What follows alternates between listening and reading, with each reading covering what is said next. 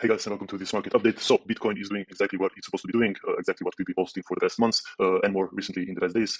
It just bounced off a 0.618 fib, made a sharp rejection, and is now following its path to the downside. Something we'll show at the end, a couple of scenarios that are possible for Bitcoin right now. But main thing I want to show you right now is the two charts that almost nobody is watching right now, and it's not Bitcoin and it's not alts.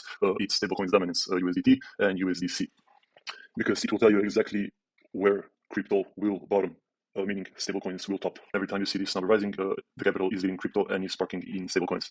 That's exactly what is happening right now during what I'm calling a sub-wave 3 here of this fifth wave. So if you remember exactly 105 days ago, we called for this local bottom exactly in this target, and then afterwards to this stablecoin stop right here, this red line. This is that post posted on March 9th.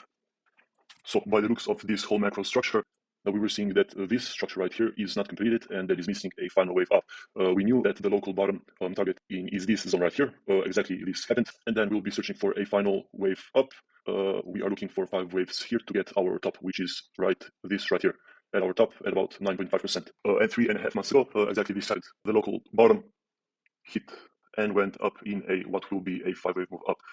We just started this final 5th wave, and what we can expect is when this 5-wave move up will finish, we get our top in stablecoins, meaning a bottom in crypto. And if you watched yesterday's video, I briefly showed this USDT chart and said that this Fibonacci grid 0.618 is something that I will be looking for maybe a week down to this flex support and exactly the dominance bounce of 0.618 and continuing in a sharp move up.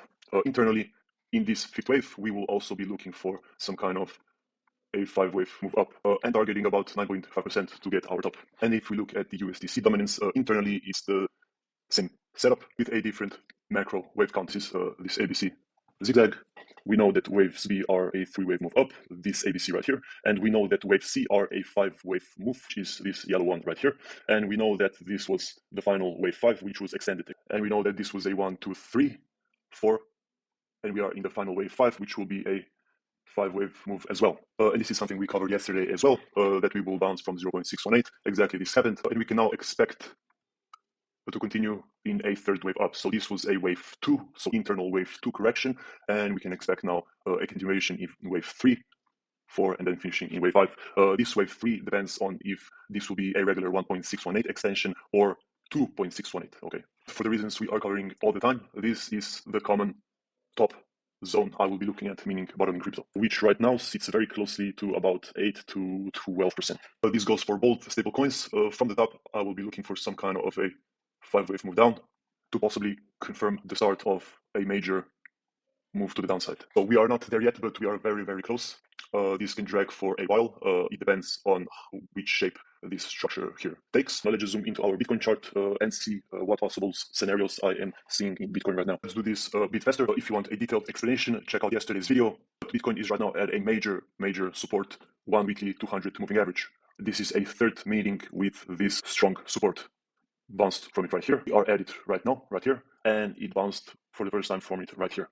Now the fastest bottom being in scenario would be if we are missing this final 5th wave, which will be a 5-wave move, that we will just make it with this 5-wave impulse right here. Like I said, this wave 3 is 1.618. It can also turn into a stronger one, which is 2.618 fib, which would go something about here.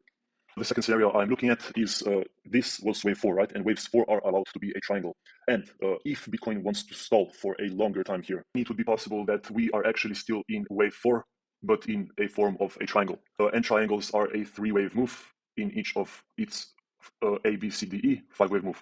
It would bounce around our 1 week 200 moving average for a longer time before then making its final 5th wave move, which would start actually here. And one more scenario that we are talking about all the time as well, that would drag for the longest time, is if that wave 4 is a triangle, and then additionally, wave 5 will not be this 5-wave impulse, something like this right here, but it would be this ending diagonal, which can drag for a long time as well. They can drag for a lot longer than this right here.